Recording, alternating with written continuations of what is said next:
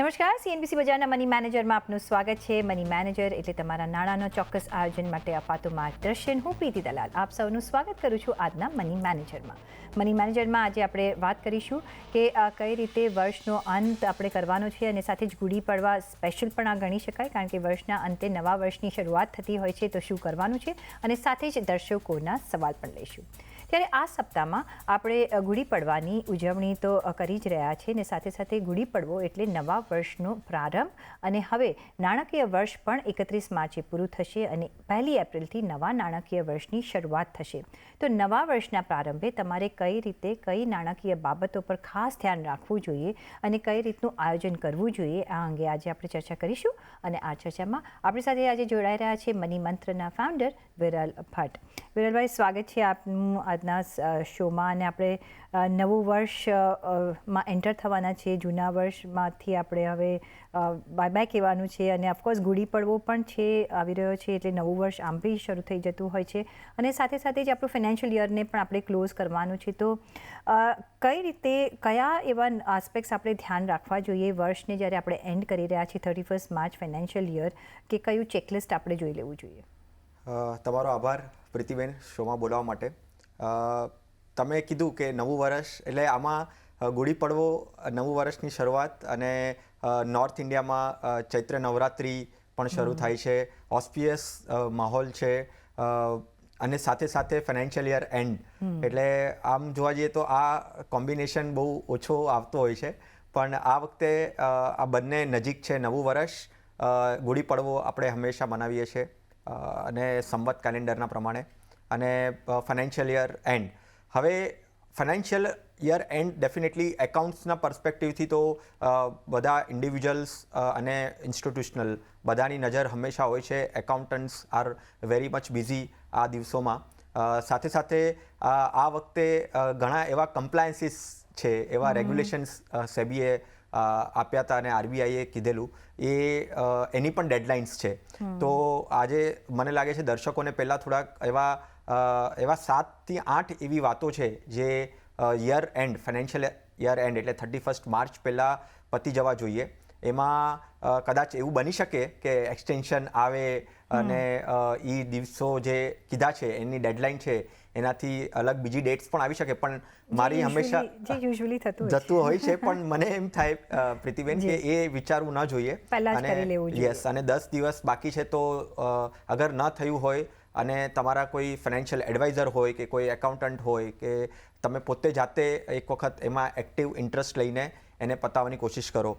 સૌથી પહેલું અને બેસિક જે વસ્તુ છે, હજી 10 દિવસ બાકી છે, ક્યાંક ટેક્સ ઇન્વેસ્ટમેન્ટ્સ બાકી હોય, એટીસીની લિમિટ છે, ઇન્સ્યોરન્સની લેવાની ઈચ્છા હોય અને હજી સુધી લીધું ન હોય, health insurance ATD health insurance planning કર્યું હોય હજી સુધી લીધું ન હોય, એટીસી ELSS કેટેગરી છે, પીપીએફ ઇન્વેસ્ટમેન્ટ્સ છે, કે એવું કાંઈ ઇન્વેસ્ટમેન્ટ્સ છે કે જે બાકી રહી ગયું હોય પ્લાનિંગમાં, કદાચ જે લિમિટ હોય એ લિમિટ પતી ન હોય, એવા ઘણા બધા ફેક્ટર્સ હોઈ શકે. તો સૌથી પહેલી વાત એ છે કે તમારા જે ઇન્વેસ્ટમેન્ટ્સ છે એને એક વખત જોઈ લો કે પ્રોપર થયું છે કે નહીં, અમાઉન્ટ વાઇઝ થયું છે કે નહીં, અને પછી પસ્તાવો ન થાય. એટલે એક વખત ઇન્વેસ્ટમેન્ટ્સને જોઈ લો. ઇન્વેસ્ટમેન્ટ સૌથી ઇમ્પોર્ટન્ટ વસ્તુ છે. 31 માર્ચ પહેલાં પતી જવી જોઈએ, કારણ કે અમુક રજાઓ પણ આવે છે, બેંક હોલિડેઝ પણ આવે છે, તો પ્રોપરલી ટાઈમલી થવું જોઈએ. એ એક વાત છે. જે મેં હું જોતી હતી કે માર્ચ મહિનામાં આટલું બધા આપણે કામ પતાવવાના હોય ને ઘણી બધી હોલિડેઝ પણ આવતી હોય છે. અને તમે જેમ વાત કહ્યું કે ઇન્વેસ્ટમેન્ટ પતાવી લેવા જોઈએ, પણ ઇન્વેસ્ટમેન્ટમાં ઉતાવળ બી ન કરવું જોઈએ કહી દો, કારણ કે આપણે ખોટી ઇન્સ્યોરન્સ પોલિસી લઈ લેતા હોઈએ છીએ, કે ખોટા એવા પ્રોડક્ટ્સ ચૂઝ કરી લેતા હોય છે, તો એ પણ ધ્યાનમાં રાખવું જોઈએ.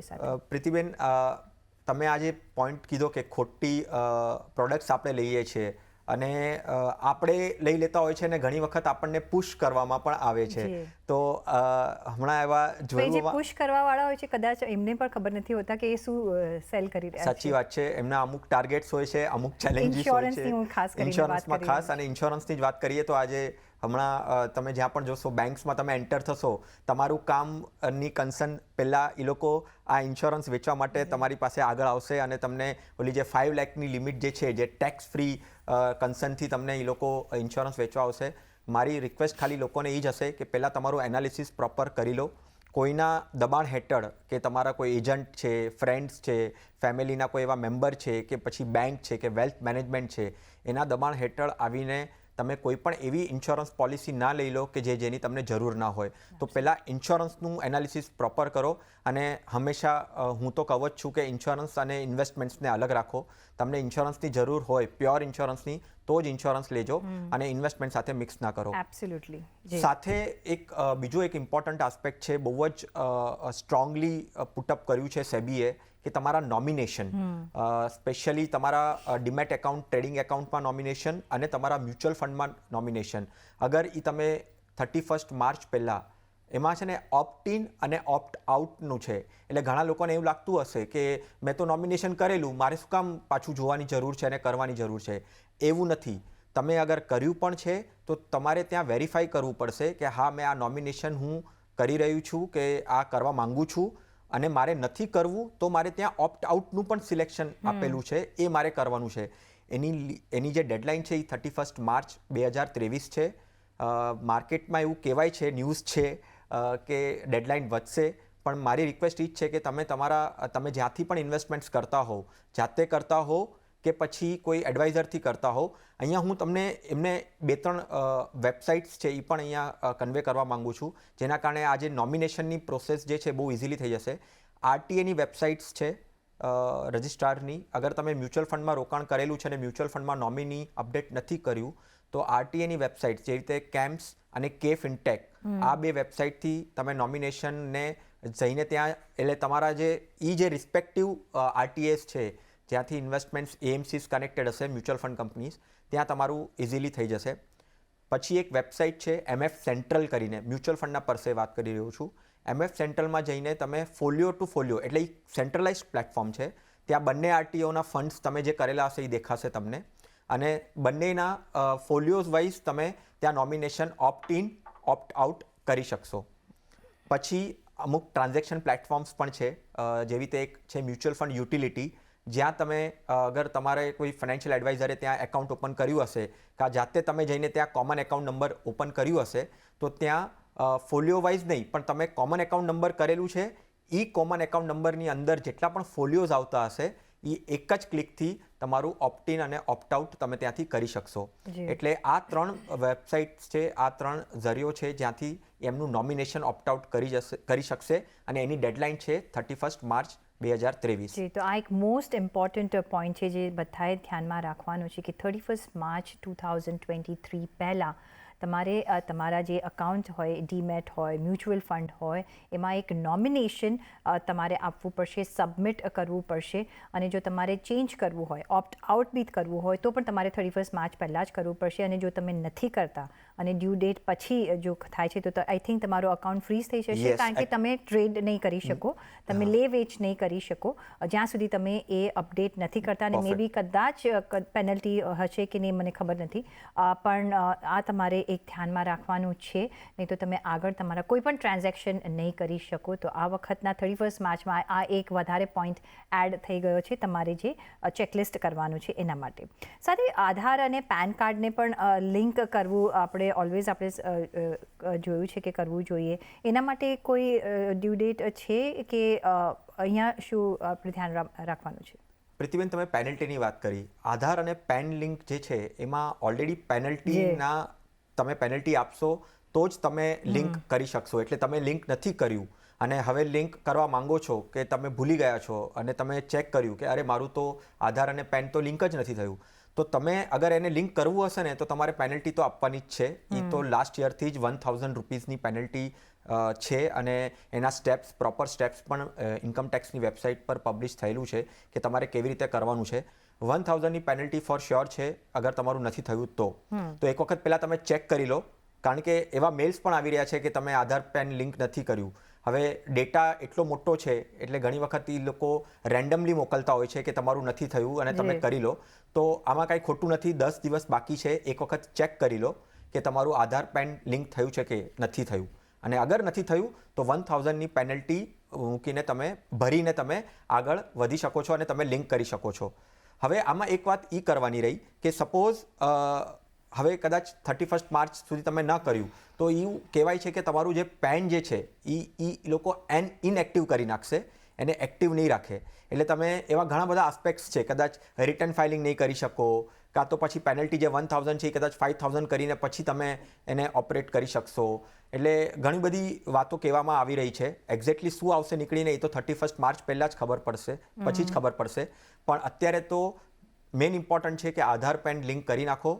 1000ની પેનલ્ટી છે અગર નથી થયું તો. જી, તો આધાર અને પેન તમારે લિંક કરવાનું રહેશે અને એ તમે ઓનલાઈન જઈને પણ કરી શકો છો, અથવા આઈ થિંક પોસ્ટ ઓફિસીસ અને બેંક્સ પણ આ સુવિધા આપે છે. એટલે તમારે આ મોસ્ટ ઇમ્પોર્ટન્ટ થિંગ્સ છે જે તમારે ધ્યાનમાં રાખવાના છે અને નિગ્લેક્ટ નથી કરવાના. એક નોમિનેશન અને એક ઓફકોર્સ આ જે લિંકિંગ આધાર અને પેન કાર્ડને જે લિંક કરવાનું છે એ, નહીં તો તમારે આગળ જતાં વધારે પેનલ્ટી આપવી પડશે. આધાર અને લિંક કરવામાં ઓલરેડી તમારે 1000ની પેનલ્ટી તો આપવાની જ છે જો તમે ન કર્યું હોય તો. સાથે જ કેવાયસી અવારનવાર આપણે અપડેટ કરવું પડતું હોય છે, એના માટે શું પાછી કોઈ ડેડલાઇન છે, શું છે, એના કઈ રીતે યાદ રાખવાનું હોય છે? આ બહુ ઇન્ટરેસ્ટિંગ છે. આ સેબીએ નોટિફિકેશન આપ્યું છે રીવેલિડેશન ઓફ કેવાયસી. હવે 2022ના સપ્ટેમ્બર પહેલાં અગર તમે જ્યારે પણ ઇન્વેસ્ટમેન્ટ કરવા માટે એકાઉન્ટ ઓપન કર્યું છે, મ્યુચ્યુઅલ ફંડ ફોલિયો છે કે ડીમેટ એકાઉન્ટ છે, એમાં તમે અગર આધાર આપ્યું હશે એઝ અ પ્રૂફ, તો એને રીવેલિડેટ કરીને તમારે એ આધાર આપેલું છે તો તમારે કેવાયસી પાછું કરવું પડશે. કારણ કે વચ્ચે ચુકાદો આવેલો કે Aadhaar as a address proof valid નહીં ગણાય, અને પછી માસ્ક આધાર આવ્યું અને ઘણા બધા ફેક્ટર્સ આવી ગયા.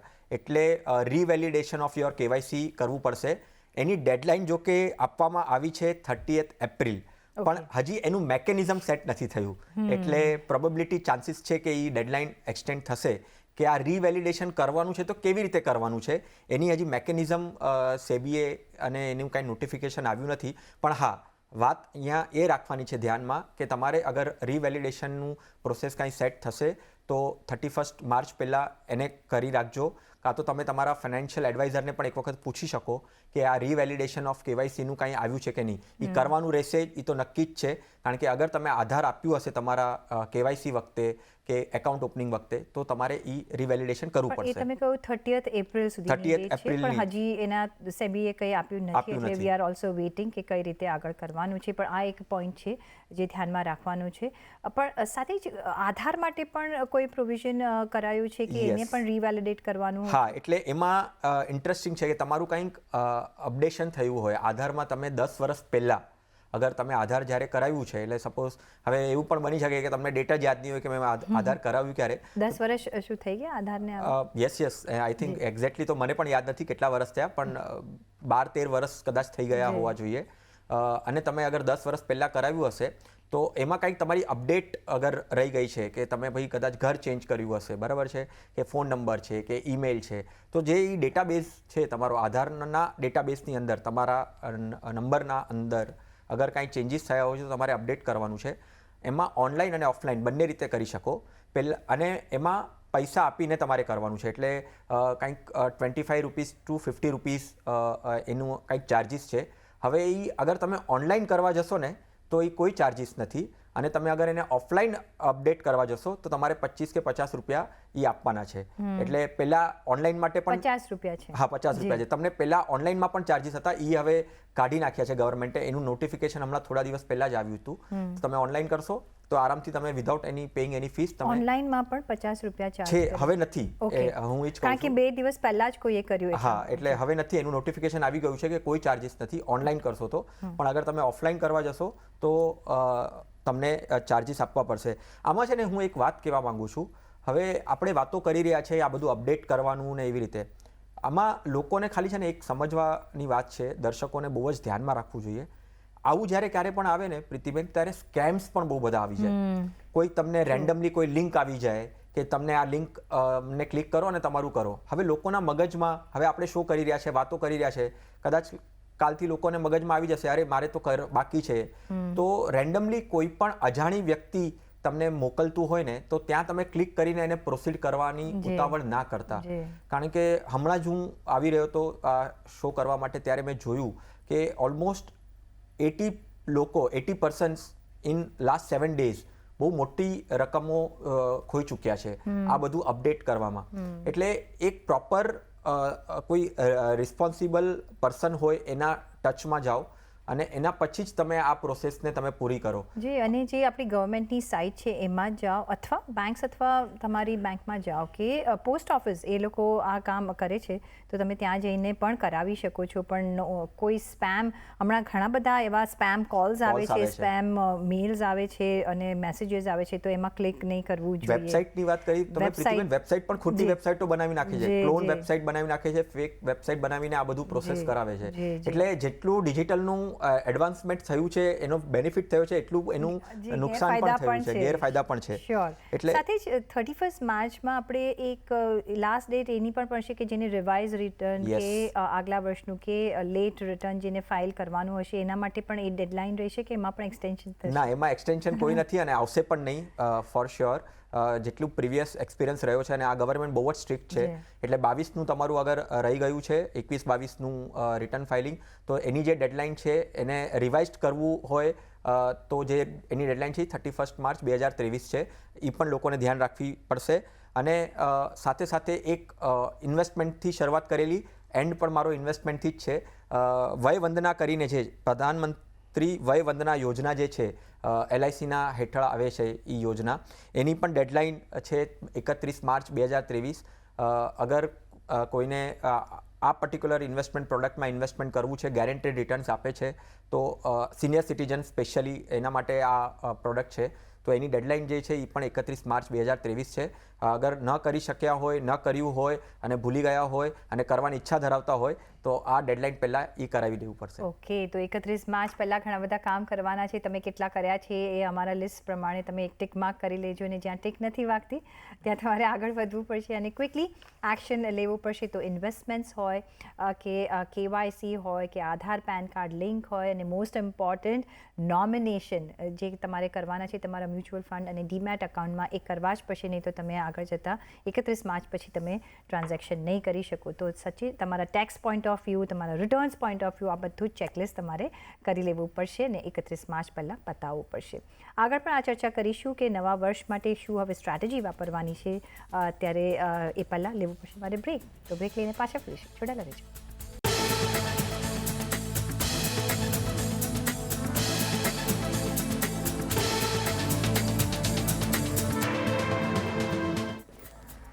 પછી આપનું સ્વાગત છે અને આપણે વાતચીત કરી રહ્યા છીએ મની મંત્રના ફાઉન્ડર વિરલ ભાટ સાથે. વિરલભાઈ, હવે વર્ષની અંતની તો આપણે વાત કરી લીધી, કયું ચેકલિસ્ટ રાખવાનું છે. નવું વર્ષ શરૂ થઈ રહ્યો છે, ગુડી પડવો પણ આપણે ઉજવી રહ્યા છીએ સાથે સાથે. તો નવા વર્ષની શરૂઆત કેવી રીતે કરશું ઇન્વેસ્ટમેન્ટ પર્પઝ માટે, અથવા જે પણ બીજા ચેકલિસ્ટ નવા વર્ષ માટે આપણે તૈયાર કરવાના હોય એ કઈ રીતે આગળ વધવાનું છે? જે રીતે આપણે શરૂઆતમાં લીધું, ઓસ્પિયસ માહોલ છે, લોકોના મગજમાં નવું વર્ષ છે, રિસેટ કદાચ થવાનું હશે એમને કે ભાઈ ઘણા ટાઈમથી ઇન્વેસ્ટમેન્ટ્સ ચાલી રહ્યું છે, પ્લાનિંગ છે કે નહીં પ્રોપરલી. સૌથી પહેલી વાત હું હંમેશા એમ જ કહીશ કે તમારા કોઈ ફાઇનાન્શિયલ એડવાઇઝર્સ છે એને તમે મળો, તમારા કોઈ ચાર્ટર્ડ એકાઉન્ટન્ટ છે એને તમે મળો અને બંને સાથે મળીને ઇન્વેસ્ટમેન્ટ્સ પર્પસલી તમે તમારા ફાઇનાન્શિયલ એડવાઇઝર સાથે વાત કરો. કારણ કે અત્યારની સિચ્યુએશન ઇન્વેસ્ટમેન્ટ્સના પરસે બહુ જ ડિફરન્ટ છે. માર્કેટ્સની વોલેટિલિટી બહુ જ વધારે છે, પોર્ટફોલિયો બરાબર છે કે નહીં, રીબેલેન્સ થયેલો છે કે નહીં, ગોલ્સ જે વિચારેલા છે એમાં કાંઈ એડિશન છે કે નહીં, કાંઈ નવા ગોલ્સ છે કે નહીં, કે જે જૂના ગોલ્સ છે એ પ્રોપરલી મેટ થઈ રહ્યા છે કે નહીં, એનું એનાલિસિસ કરો. હાયર ઇન્ટરેસ્ટ રેટ્સ છે, ઇન્ફ્લેશન પણ હાઈ છે, તો એમાં ઇન્વેસ્ટમેન્ટ્સની સ્ટ્રેટેજી કેવી હોવી જોઈએ એ તમે નક્કી કરો. તમારા ઓવરઓલ પર્સનલ લાઈફમાં અને પ્રોફેશનલ લાઈફમાં કાંઈ ચેન્જીસ આવ્યા છે કે નહીં, તમારી ઇન્કમ રાઇઝ થઈ છે કે નહીં, તો ટેક્સેશનના પર્પઝથી જે ન્યૂ રિજીમ ઓલ્ડ રિજીમમાં તમારે કાંઈ ચેન્જીસ કરવાનું છે કે નહીં એ તમે નક્કી કરો.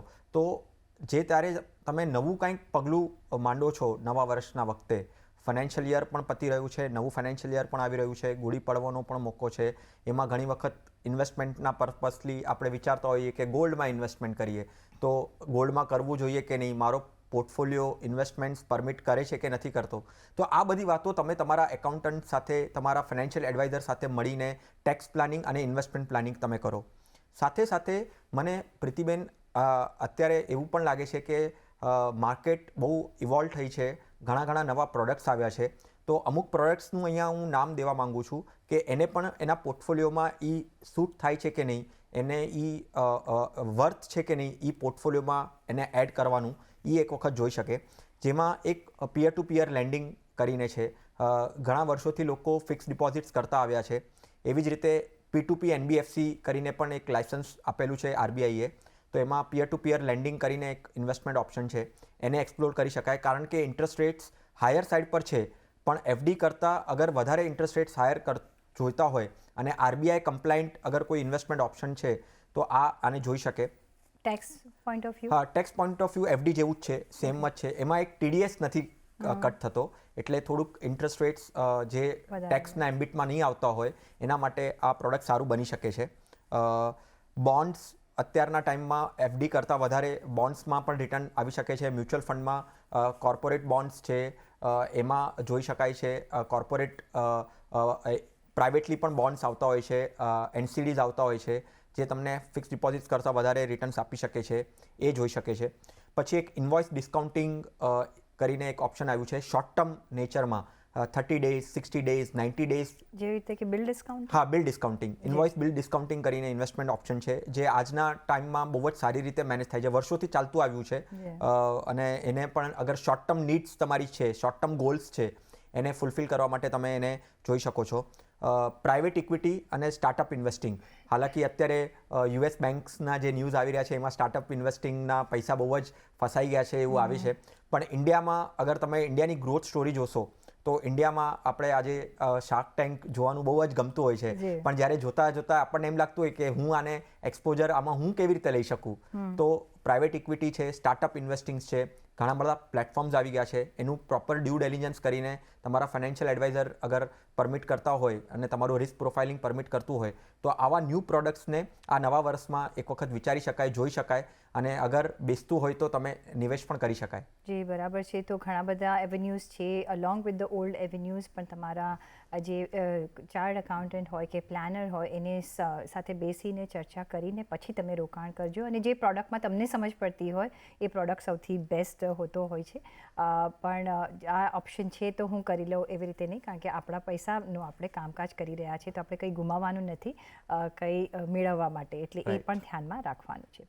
પણ હવે આગળ વધીએ વિરલભાઈ, અને આપણે દર્શકોના સવાલો પણ આવ્યા છે તો એક ક્વિકલી નજર કરી લઈએ. તો પહેલો જે સવાલ આવ્યો છે એ છે અરુણ ઠાકોરનો. એમની ઉંમર વર્ષ 33 વર્ષની છે, સરકારી કર્મચારી છે, માસિક પગાર 50,000 રૂપિયા છે અને 10,000નું રોકાણ એમને ફ્લેક્સી કેપ, બ્લુ ચિપ અને ફાર્મા અને ટેકનોલોજી સેક્ટરમાં કર્યા છે.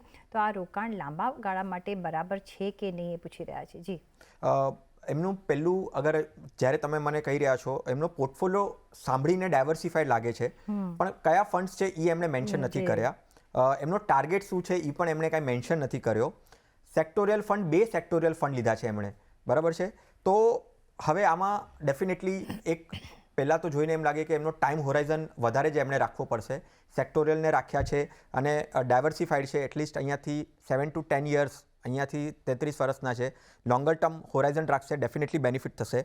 અને એમનું જે ઇન્વેસ્ટમેન્ટ અને સેલેરીનો જે રેશિયો છે એમાં હું એમને અહીંયા ખાલી સજેસ્ટ કરવા માગું છું કે એ અગર 15,000 સુધી અગર એમનું ઇન્વેસ્ટમેન્ટ્સ વધારી શકે ટોટલ ઓવરઓલ, અત્યારે એ જે કરી રહ્યા છે એ 10,000 કરી રહ્યા છે, 30% એટલીસ્ટ એમનું ઇન્વેસ્ટમેન્ટ રેશિયો હોવો જોઈએ. I don't know about expenses, પણ સ્ટીલ હું મારું સજેશન એમ રહેશે કે 10,000ના અગર એ ઓવરઓલ 15,000 કરશે તો વધારે સારું રહેશે.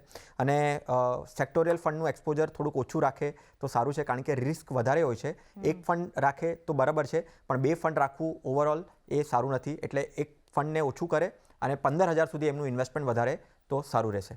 ઓકે, તો સેક્ટોરિયલ ફંડ એકાદું ફંડ હોય તો ઠીક છે, એમાં વધારે એક્સપોઝર નહીં રાખતા, અને 10,000ને બદલે તમે 15,000નું જો માસિક રોકાણ કરી શકો તો તમારા માટે બેનિફિશિયલ થશે. થોડું સ્ટ્રેચ કદાચ કરવું પડશે. અને નેક્સ્ટ ટાઈમ જ્યારે તમે તમારું રોકાણની એડવાઇસ માટે અમને સવાલ મોકલો છો તો એક વધારે ડિટેલ્સમાં તમે આપશો તો અમે તમને એક પ્રિસાઇઝ અમે સોલ્યુશન આપી શકશું. તો નેક્સ્ટ ટાઈમ જ્યારે સવાલ મોકલો છો તો ત્યારે એવી રીતે અમને ડિટેલમાં તમારી ક્વેરી અમને પૂછી શકો છો. એ સાથે જ વિરલભાઈ, ઘણો આભાર તમારો અમારી સાથે આજે જોડાવા બદલ, અને સરસ રીતે આખા નવા વર્ષની શરૂઆત કેવી રીતે કરવાનું છે, આ વર્ષ કઈ રીતે એન્ડ કરવાનું છે, એનો એક ચેકલિસ્ટ આપવા બદલ. અને સાથે જ પર્સનલ ફાઇનાન્સના તમારા સવાલ અમને મોકલો, તમારું નામ, શહેર, ઉંમર સાથે ઈમેલ કરો અમને money@nw18.com પર, ફેસબુક પર લખો અમને facebook.com/CNBC બજાર પર, અને ટ્વીટ પણ કરી શકો છો twitter.com/CNBC બજાર પર.